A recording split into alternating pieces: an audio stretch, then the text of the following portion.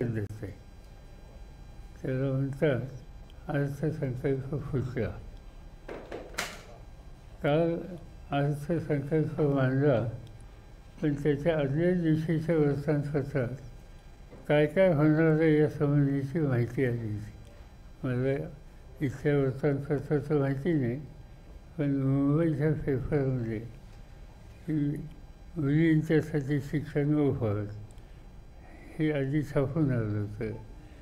याशिवाय महिलांना प्रति दिवशी तिची रक्कम दिली जाईल हे छापून आलं होतं. वारीच्या प्रत्येक दिंडीला 20,000 रुपये दिले जातील हे छापून आलं होतं. अशा अनेक गोष्टी विधान भवनात तो मांडण्याच्या पूर्वीच बाहेर आल्या होत्या. याचा अर्थ स्वच्छ असा आहे की एक तर अर्थसंकल्पाचं त्याची गुप्तता जी ठेवायची असते ती त्या ठिकाणी ठेवली गेलेली नाही. आणि दुसरी गोष्ट पण अर्थसंकल्प बघितल्याच्यानंतर ज्या गोष्टी प्रत्यक्ष कृतीत येणार नाहीत, याच्यासाठी पुरेशी तरतूद नाही, अशा गोष्टींची मांडणी त्या ठिकाणी केलेली आहे. अशा गोष्टींची मांडणी त्या ठिकाणी केली आहे. सवन अर्थसंकल्प 3 महिन्यांनी होणारी विधानसभेची निवडणूक लक्षामध्ये ठेवून मांडलेला आहे. ज्या तरतुदी केल्यात त्या तरतुदी लोकांच्यापर्यंत पोचायला कित्येक महिने लागतील. कारण तरतूद करायची कमी रकमेची आणि प्रत्यक्ष सुचवायचं की अधिक रक्कम दिली जाईल. म्हणजे तुम्ही एकंदर जमा, एकंदर महसुली तूट आणि एकंदर लागणारी आवश्यकता या 3 गोष्टींचे आकडे बघितले त्या आवश्यकतेच्या पेक्षा कितीतरी कमी रकमेची उपलब्धता आहे. आणि म्हणून एका दृष्टीनं हा अर्थसंकल्प लोकांना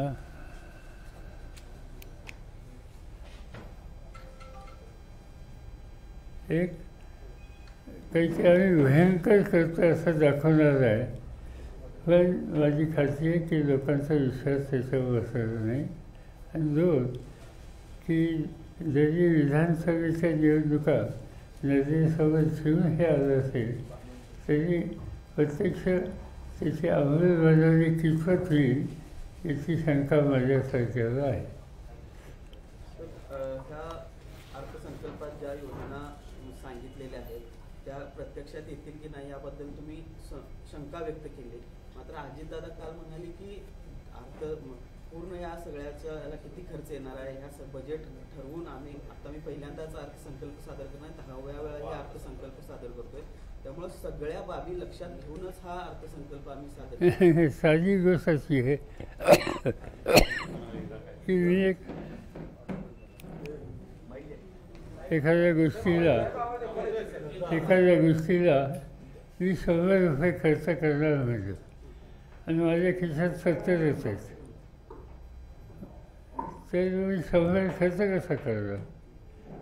प्रश्न असा आहे की तुमच्याकडे महसुली जमा किती आहे, एक महसुली खर्च किती होणार आहे, 2 आणि जमण्यापेक्षा खर्चाची रक्कम अधिक असल्यानंतरची गॅप आहे ती गॅप कशी वाढणार याची तरतूद न करता आम्ही खर्च करणारे म्हणजे आम्ही विचारपूर्वक हे ठरवलं सांगितलं. त्याला काही फारसा अर्थ नाही.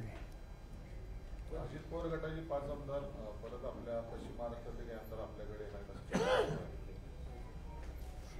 ते आता आमचे अध्यक्ष जयंतराव पाटील आणि या लोकांना माहिती आहे माझी काही कोणाची प्रत्यक्ष भेट नाही.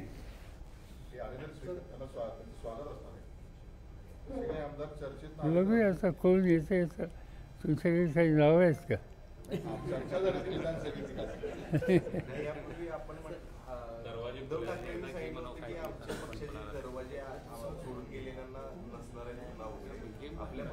बघूया असं आहे प्रस्ताव तर येईल ना.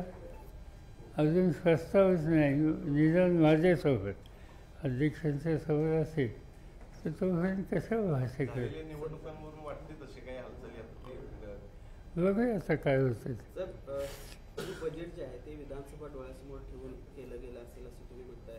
तुम्हाला वाटतं का की लाडकी बहीणसारखी योजना असेल किंवा कृषीचं वीज बिल माफ असेल याचा काय फायदा होईल महायुतीला असं वाटतं एकूणच ज्या पद्धतीने ह्या योजना दिलेल्या आहेत? ते प्रत्यक्ष अंमलबजावणी कधी होईल त्याच्यावर आहे एक.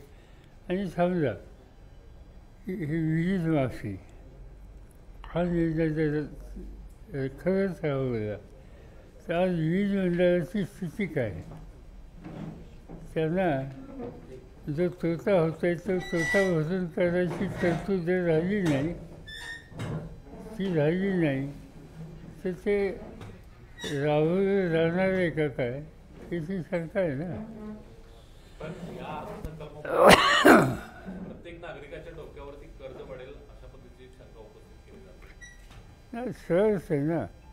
कारण जमा मागाशी मी सांगितलं जमा किती, खर्च किती, मधली गॅप आहे ते म्हणतात आम्ही कर्ज काढणार. ऑलरेडी कर्ज किती आहे हे माहिती आहे, त्याच्यात ही भर. पण लोकसभेला ज्या पद्धतीचे निकाल आले ते पाहता विधानसभा निवडणुकीत कुठेतरी फटका बसू नये म्हणून अशा या लोकप्रिय घोषणा केल्या असं वाटतं. असं आहे की लोकसभेला महाराष्ट्राचा निकाल 48 जागापैकी 31 जागा आम्हा लोकांना मिळाल्या. म्हणजे 30 क्लिअर आणि एक सांगलीच एका वादातनं. पण नंतर त्यांनी जाहीर केलं की आमच्यावर ते बसणार आणि त्या पार्लमेंटमध्ये ते आम्हा लोकांच्यावर बसले. त्यामुळे 31 जागा असा 48पैकी 31 जागा ह्या विचाराच्या निवडून येतात. याचा अर्थ ट्रेंड काय लोकांचा स्पष्ट होतं आणि त्याच्यावर जो धसका घेतला आहे त्यातून हे सगळं भाषेचा फुलवरा असलेलं बजेट या ठिकाणी मांडले. आता विधानसभा हा ट्रेंड कायम राहील असं वाटतं विधानसभेचा? कायम राहील म्हणजे लोकसभा निवडणुकीमध्ये महायुतीला ज्या पद्धतीचं मॅन्डेट मिळालं किंवा ज्या पद्धतीची मानसिकता लोकांची पाहायला मिळाली,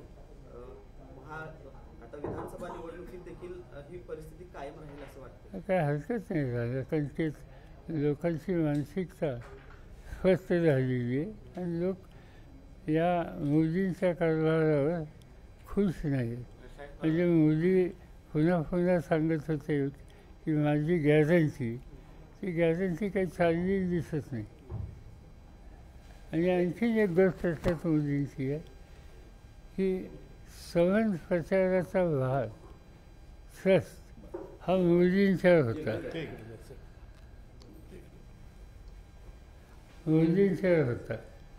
मोदींनी 18 जागा 18 सभा महाराष्ट्रात घेतल्या आणि त्याच्या 14 ठिकाणी त्यांचा पराभव आहे. म्हणून माझी तर आग्रहाची विनंती आहे की महाराष्ट्राच्या विधानसभेच्या निवडणुकीत मोदी साहेबांनी जास्तीत जास्त सभा घ्याव्यात. साहेब या सगळ्या यशाच्या पार्श्वभूमीवर आगामी विधानसभा निवडणुकीची आपली महाविकास आघाडीची तयारी कशी असणार आहे किंवा कसं तुम्ही? असं आहे की आमची काही अजून चर्चा नाही. आम्ही असं ठरवलं आहे की राष्ट्रवादी काँग्रेस पक्ष आमचा, काँग्रेस पक्ष आणि उद्धव ठाकरेंच्या नेतृत्वाचा पक्ष तिघंजण एकत्र आम्ही बसून याचा निर्णय घेणार आहोत. याच्यामध्ये माझी सूचना त्या बैठकीत अशी राहणार आहे की कालची जी निवडणूक झाली याच्यामध्ये शेतकरी कामगार पक्ष, डावे कम्युनिस्ट, उजवे कम्युनिस्ट या लोकांनी आम्हाला मदत केली. या लोकांनी आम्हाला मदत केली. आणि म्हणून जरी आम्ही तिघं बसणार असलो तर हे डाव्या विचारसरणीचे जे घटक आहेत आणि जे मोदी सरकारचे विरोधी आहेत त्यांनाही बरोबर घ्यायचा आमचा प्रयत्न आहे. आणि आमची चर्चा झाल्याच्या नंतर जागांचं वाटप झाल्यावर तो पक्ष त्यांच्या सहकार्यांना, त्यांच्या संघटनेला विश्वासात घेऊन त्यांचे निर्णय घेतले. विधानसभा निवडणुकीत मुख्यमंत्री पदाचा चेहरा असल्याशिवाय समोर जाणं हे धोक्याचं आहे असं परवा संजय राऊत म्हणाले. तुम्हाला तसं वाटतं का विधानसभेला एखादा मुख्यमंत्री पदाचा चेहरा असणं गरजेचं आहे? असं आहे तसं की असेल तर महाविकास आमची आघाडी हाच आमचा सामुदायिक चेहरा. त्याच्यात कोणतीही एखादी व्यक्ती आमच्या निर्णयासमोर आहे. सामूहिक नेतृत्व हे आमचं सूत्र आहे. उद्धव ठाकरे असू शकतात का मुख्यमंत्री पदाचा चेहरा? आता सांगितलं ना, सामूहिक नेतृत्व. ज्या पद्धतीनं लोकसभा निवडणुकीनंतर विश्लेषण समोर येत आहे, देवेंद्र फडणवीसांनी पहिल्यांदाच जबाबदारी घेतली आणि राजीनाम्याची तयारी सुद्धा दाखवली. म्हणजे मंत्रिमंडळातून मला मुक्त करा अशा पद्धतीची मागणी केली. दुसऱ्या बाजूला अजित पवार गटावरती सुद्धा आहे, ते वारंवार भाजपच्या मुखपत्रातून किंवा अनेक गोष्टीतून आहे ते टीका भाजपचे नेते करताना पाहायला मिळतात. त्यांना घेतलं आणि आमचा फटका होता. उघडपणे हे सगळं बोललं जाते. काय वाटते हे सगळं? त्यांचे अंतर्गत प्रश्न आहे, त्याच्यात मी कशाला भाष्य करू? हा त्यांचा प्रश्न आहे, दुखणं त्यांचं आहे. लोकसभा अध्यक्षांनी आपल्या भाषणामध्ये ज्या पद्धतीनं आणीबाणीचा उल्लेख केला, इंदिरा गांधींचा त्यामध्ये उल्लेख केला, कसं बघता याकडं? ज्या पद्धतीने असं आहे की लोकसभेच्या अध्यक्षांचा त्या ठिकाणचं भाषणाचा तो जो भाग होता तो त्या पदाच्या प्रतिष्ठेला सोडणार नव्हता. आणीबाणीचा प्रश्न त्याला आता 50 वर्षे झाली. इंदिरा गांधी हयात नाही. आणि त्याच्यानंतर तुम्हाला जर आठवत असेल की आणीबाणीच्या नंतर इंदिरा गांधींनी देशाच्या समोर दिलगिरी व्यक्त केली होती. आणि त्यामुळे आता तो प्रश्न 50 वर्षापूर्वीचा करायचं काय कारण होतं एक. आणि दुसरी गोष्ट अशी की स्पीकर त्यांची जबाबदारी आहे का राजकीय प्रश्न असं भाष्य करण्याची? पण त्यांना काही जे सुचवलं असेल ते बहुतेक बोललेले असते. आणि ते काही जे काही भाष्य केलं ते आम्हाला अजिबात योग्य वाटलं नाही. त्या पदाची प्रतिष्ठाला धक्का देणार आहे. आणि तिथंच नाही, इव्हन राष्ट्रपतींच्या भाषणात सुद्धा त्याचा उदयचा उल्लेख होता. तोही करण्याची आवश्यकता नव्हती. साहेब, राज्यात कायदा व सुव्यवस्थेचा प्रश्न निर्माण झालेला, विशेषतः पुण्यामध्ये ही अवस्था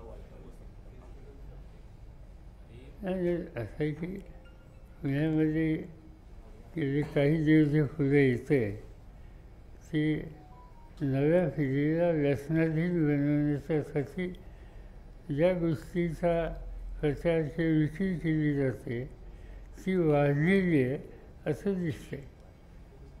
आणि हे वाढतं प्रमाण एकंदर कायदा आणि सुव्यवस्थेच्या दृष्टीनं अत्यंत घातक आहे. आपण अपेक्षा करूया की राज्य सरकार याची शहाणपणाने नोंद घेईल. संविधान वळणावरून या सगळ्या लोकसभा निवडणुकीमध्ये प्रचार झाला किंवा संविधान बदलायचं आहे अशा पद्धतीने हा सगळा काही प्रचार झाला. त्यानंतर शशी थरूरांनी परवा शपथ घेताना शेवटी जय संविधान म्हटलं, त्याला लोकसभा अध्यक्षांनीच आक्षेप घेतला. कसं बघताय? असं की शपथ घेताना त्याचा एक ध्यासा असतो, त्याच्या बाहेर जायचं नसतं. आणि अनेकदा नवीन किंवा निवडून आलेले सभासद शपथ घेताना त्या ध्यासाच्या बाहेरचा काही उल्लेख हे करतात. आणि ते केल्याच्या नंतर जे कोणी स्टेजवर असतील त्यांना थांबावं लागतं, त्याच्यात काही फारसंही नाही. पण जय संविधान हे म्हणणं हा काय ऑब्जेक्शन किंवा कुणाला टीका नाही. कॉन्स्टिट्यूशनने देशाची शपथ मी घेतली. आपण म्हणतो शपथ घेतल्याच्या नंतर महाराष्ट्रातला असा तर जय हिंद जय महाराष्ट्र. जय महाराष्ट्र म्हणजे काही गुन्हा नाही. राहुल गांधींकडे विरोधी पक्षनेते पदाची जबाबदारी आलेली आहे. वाटतं का न्याय देऊ शकतील आणि काय विश्वास आहे त्यांच्यावर? चांगली गोष्ट झाली. एक असं आहे की ज्या पक्षाचे सत्ताधारी पक्षाच्या शिवाय विरोधी अधिक सदस्य निवडून येतात त्यांचाच विरोधी पक्षनेता करण्याची आवश्यकता आहे. कारण त्यांच्याकडे संख्याबळ आहे. आणि आजच्या स्थितीमध्ये राहुल गांधींची निवड त्यांनी केली एका दृष्टीनं एक नव्या पिढीचा प्रतिनिधी, दोन पार्श्वभूमी राजकारणाची, तीन कष्ट करायची फिरण्याची प्रचंड तयारी, या सगळ्या गोष्टीला पोषक अशा प्रकारचं ते व्यक्तिमत्व आहे आणि त्यामुळे ते प्रभावी होतील अशी मला खात्री आहे. पण ज्या पद्धतीनं त्यांच्याबद्दलचा एक नॅरेटिव्ह सेट केला गेला होता सत्ताधाऱ्यांकडून, त्यांच्या राजकीय कार्यक्षमतेबद्दल प्रश्न उपस्थित केले गेले होते, पप्पू असा देखील उल्लेख केला गेलेला होता. त्यानंतर आता त्यांची विरोधी पक्षनेता म्हणून निवड झाली. जी काही त्यांना दूषणं दिली कालच्या निकालानंतर कळलं ना, मग त्याच्यानंतर कोणी फफो होण्याची भूमिका आता कोणी घेत नाही. आणि दुसरी गोष्ट असं आहे की शेवटी संख्या आहे ना, त्यांच्यावर नव्यानं खासदार आहेत तर ते काही लहान रक्कम नाही, संख्या नाही.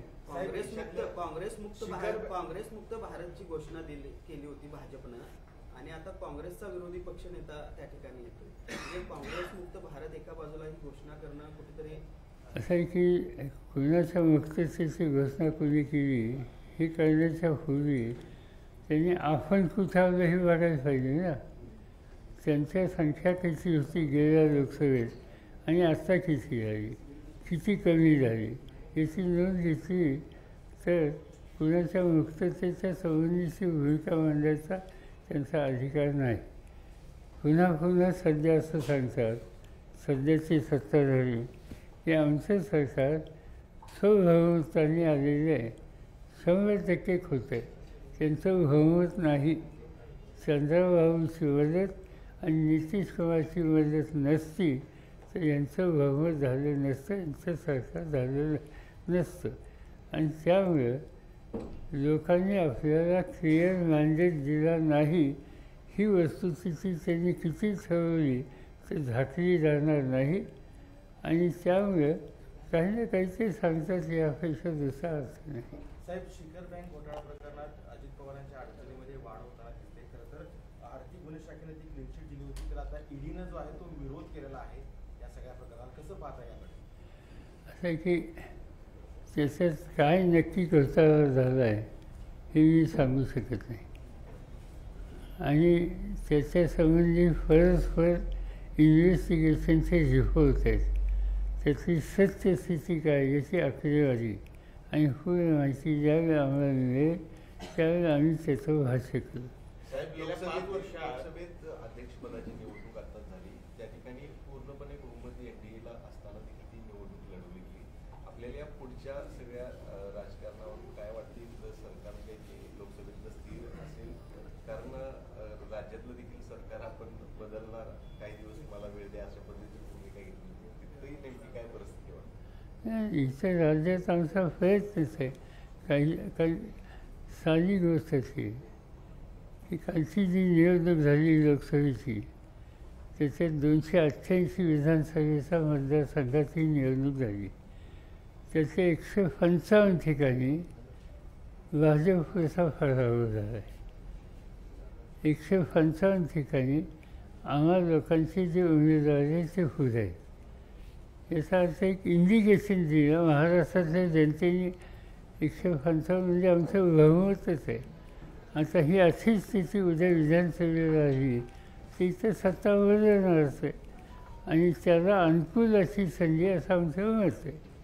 विधान परिषदेच्या निवडणुका आता आहेत, तुम्ही काही जागा लढणार आहात? आम्ही नाही लढणार, आम्ही मदत करणार आहे. साहेब, लोकसभेत पहिल्यांदाच काँग्रेससह विरोधी पक्षांचं प्राबल्य पाहायला मिळते 10 वर्षानंतर, कारण भाजपनं विरोधी पक्ष नेता सुद्धा नव्हता. आता नीट परीक्षेवरून गोंधळ झालेला आहे आणि सोमवारपर्यंत लोकसभेचं कामकाज, विरोधकांनी माईक देखील बंद केले गेले त्या प्रश्न सोमवारपर्यंत लोकसभेचं कामकाज नीट परीक्षेच्या गोंधळावरून तहकूब केले. पहिल्यांदाच 10 वर्षानंतर भाजपच्या विरोधात काँग्रेस म्हणजे विरोधी पक्षांची कुठेतरी एकजूट पाहायला मिळते, कसं बघता येईल? स्ट्रॉंग विरोधी पक्षात नाही, असं आहे की सभागृहाचं काम सुरू होण्याच्या आदल्या दिवशी आम्ही सगळे लोक एकत्र बसलो होतो. खरगे होते, मी होतो, राहुल गांधी होते आणि अन्य पक्षाचे विरोधी पक्षाचे सगळे नेते होते आणि बसून आम्ही काही गोष्टीची चर्चा केली. त्याच्यामध्ये एक प्रश्न अनेकांनी मांडला की ह्या ज्या परीक्षा झाल्या त्या परीक्षेमध्ये अत्यंत धोकाखोरी झालेली आहे. विद्यार्थ्यांनी पूर्ण तयारी करून त्या परीक्षेला बसण्याची भूमिका घेतल्याच्या नंतर त्या परीक्षेमध्ये भ्रष्टाचार झाला. हे पुढे येते आणि त्या परीक्षा थांबवल्या जातात. त्याचा परिणाम मुलांच्या त्या वयाच्या मुलांच्या मानसिकतेवर जो परिणाम होतो तो अतिशय गंभीर आहे आणि याची नोंद ही केंद्र सरकारने घेतली नाही पुरेशी आणि म्हणून त्याची चौकशी झाली पाहिजे. त्याला जबाबदार असलेले जे कोणी त्या खात्याचे मंत्री असतील त्यांना जबाबदारी टाळता येणार नाही. आणि पहिल्यांदा हा इश्यू आपण मांडू हा आमचा सामूहिक निर्णय होता आणि तो पार्लमेंटमध्ये मांडायला त्याची जी नोटीस द्यायची असते ती नोटीस दिली. आम्हाला या प्रश्नावर बोलायचे म्हणून सांगितलं पण त्यांनी आता राज्यसभेमध्ये विरोधी पक्ष नेत्यालाच बोलायला परवानगी दिली नाही आणि त्यामुळे साहजिकच त्याची प्रतिक्रिया होणार आणि तीच गोष्ट लोकसभेत झाली. लोकसभेच्या निवडणुकीनंतर साहेब चंद्राबाबू नायडू आणि नितीश कुमारांना आपला फोन येला अशा पद्धतीच्या नाही माझी काही चर्चा नाही. साहेब गेल्या 5 वर्षात ज्या पद्धतीनं केंद्रीय तपास यंत्रणांचा वापर केला मात्र लोकसभा निवडणूक निकालानंतर जे परिणाम आले त्यानंतर हे कुठेतरी थांबेल असं वाटतं. असं आहे की ह्या एजन्सीचा गैरवापर नाही गैरवापर हा केला गेला जाणीव विरोधकांच्या बाबतीत. काही गोष्टी आता 2 राज्याचे मुख्यमंत्रीच तुरुंगात टाकले. सुदैवाने एक कालची एकांची सुटका झाली. त्याच्यानंतर पार्लमेंटचे सभासद मग ते दिल्लीचे असतील अपक्षाचे किंवा पश्चिम बंगालमधले आमदार मंत्री सभासद हे जे ममता बॅनर्जींच्या पक्षाचे असतील त्यांना त्या ठिकाणी तुरुंगात टाकले. खालच्या कोर्टाचा निकाल जामिनीला अनुकूल आला की लगेच वर अपील करून त्यांना पुन्हा त्या ठिकाणी डांबून ठेवायचं. याचा अर्थ सरळ या एजन्सीच्या अधिकाराचा जाणीवपूर्वक गैरवापर केला जातो आणि हे जे केलं जातं आहे त्याच्या विरुद्धसुद्धा पार्लमेंटमध्ये आम्ही येत्या 2-3 दिवसामध्ये प्रश्न उपस्थित करण्याची मागणी करणार आहोत. साहेब त्याला जोडून एक प्रश्न आहे. हे जे तपास यंत्रणांचा गैरवापर बिजली कारखान्याबाबतीत असाच अनुभव आलेला आहे. 4 दिवसापूर्वी त्यांचा डिस्टिलरी प्रकल्प सील केलेला आहे. KP साहेब तिकडे येणार म्हटल्याबरोबर असं माझ्या वाचण्यात आलं. माझं काही केफींचं बोलणं झालं नाही पण केंद्र सरकार स्वतः मोदी यांनी अनेकदा यापूर्वी साखर धंद्याच्या बाबतीत म्हणलेलं आहे की तुम्ही लोकांनी साखर पुरतं सीमित राहू नका. तुम्ही उद्या अल्कोहोल करा, इथेनॉल करा, वीज तयार करा या प्रकारची त्यांची भाषणं आहे. माझ्या वाचण्यात असं आलं मी काही केफीची बोललो नाही पण तिथे डिस्टिलरी होती आणि डिस्टिलरीतून ते शेवटी काय त्याचा फरक हा बाय फरकच होते. ज्याची गरज आहे देशाला तेच तिथं निर्माण होणार होतं आणि हे असे काम तुम्ही करावं असं मोदी स्वतः सांगत होते. आणि असं असताना वीज कारखाना असेल किंवा कुठलाही कारखाना तो या सरकारच्या धोरणानुसार पावले टाकत असेल तर त्याच्यावर छापे टाकणं त्याच्यावर काहीतरी एक वेगळं वातावरण समाजात निर्माण करणं हा सरळ सत्तेचा गैरवापर आहे. कारणं दुसरी काहीतरी असतील ती काय तुम्हाला माहिती नाही पण त्या दुसऱ्या कारणाच्या संबंधी एक प्रकारे दहशत निर्माण करण्याचा प्रयत्न हा या ठिकाणी केलेला जातो. पण माझ्या मते त्यांनी कारखाना चुकीचा निवडला. तर हा कोल्हापूर जिल्ह्याचा आहे आणि कोल्हापूर जिल्ह्यात अशा गोष्टीला कोणी भीक घालत नाही आणि त्यामुळं मला असं वाटतं की हा निकाल घेतला हे माहिती नाही, पण चुकीचा घेतला, चुकीच्या संस्थेच्या बाबतीत घेतला. साहेब, निवडणुकांच्या तोंडावर केंद्र सरकार किंवा मोदींनी असू दे अनेक प्रकल्पांचे उद्घाटन केले, मात्र आता पहिल्याच पावसामध्ये त्या प्रकल्पाचे काय हाल आहेत आता समोर येत आहेत. अनेक ठिकाणी छत कोसळलंय, राम मंदिरामध्ये देखील पाणी गळत आहे. या सर्व प्रकल्पावर प्रश्नचिन्ह आता निर्माण होत आहे. यांनी असा काल मी दिल्लीवरून आलो. दिल्लीचं विमानतळ जो आहे 2 भाग आहेत त्याच्यात. त्याचा पहिला विमानतळ त्याचं छत पडलं काल विमानतळाचं आणि त्याच्यात एका माणसाचा एका प्रवाशाचा मृत्यू झाला.